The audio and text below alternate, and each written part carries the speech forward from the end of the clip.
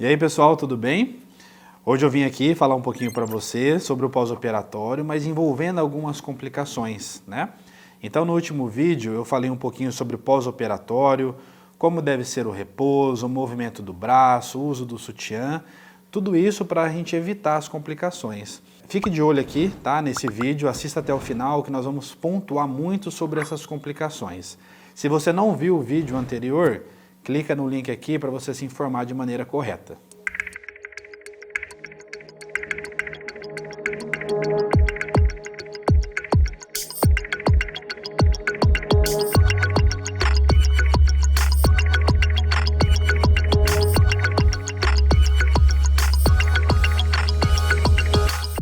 Então eu vou falar um pouquinho para você aqui hoje sobre o pós-operatório, mais específico sobre as próteses de mama.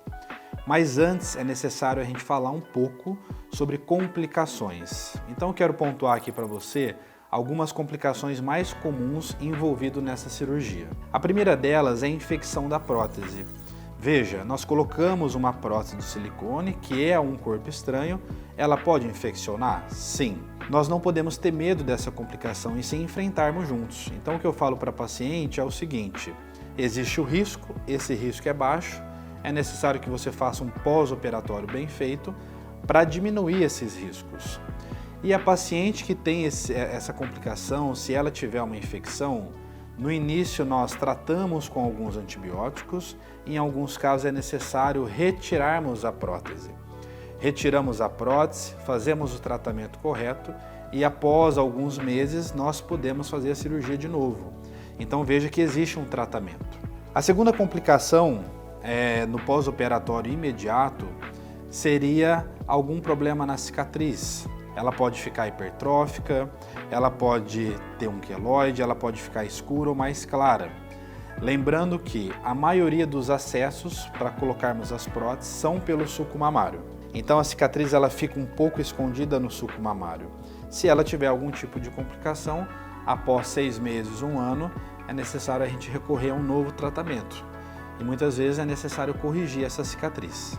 A terceira complicação envolvida, que nós temos que estar atentos, é a sensibilidade da areola.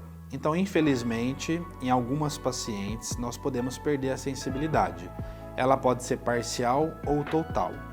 No pós-operatório tardio, após 1 ano, que nós vamos avaliar de fato se ela perdeu sensibilidade, tá? Esse risco ele é baixo, mas existe. Uma complicação um pouco menos comum são os seromas.